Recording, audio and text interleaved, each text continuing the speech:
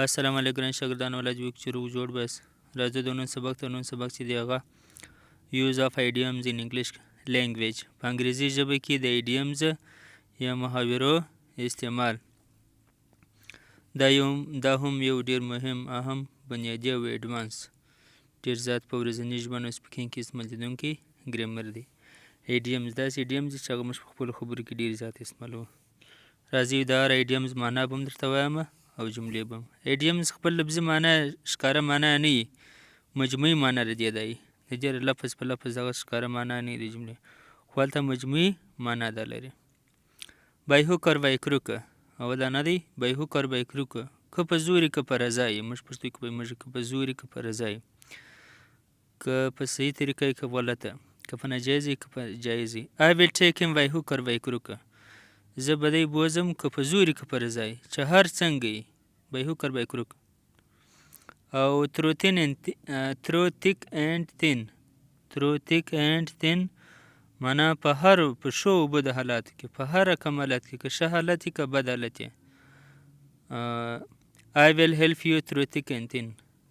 I will help you through thick and thin. زه ستا سره په هر حالت کې ولاړ یم، که ښه حالت یې که بد یې.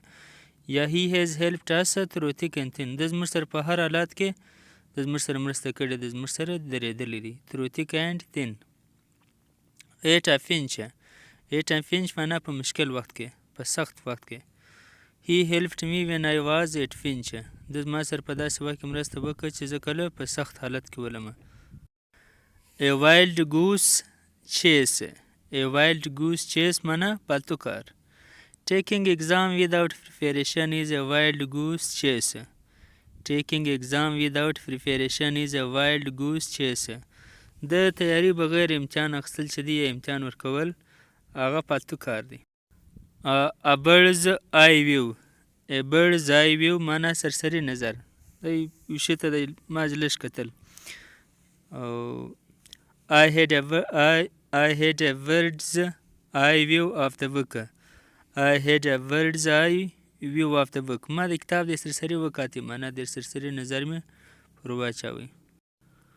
From head to feet د سره څخه تر نوکو پورې، له سر څخه تر نوکو پورې. پاکستان is in debt from head to feet. پاکستان له سره څخه تر نوکو پورې په قرضو کې دی، په پورو کې دی. نو ګرانو شاګردانو دا زموږ د نن سبق چې په انګلیش کې ایډیمز ډېر مهم ایډیمز چې موږ بیخي ډېر زیات استعمالوو، په انګلیش خبرو کې ضرورت ورته لرو. مننه، تر بل سبق ښې چارې. الله حافظ.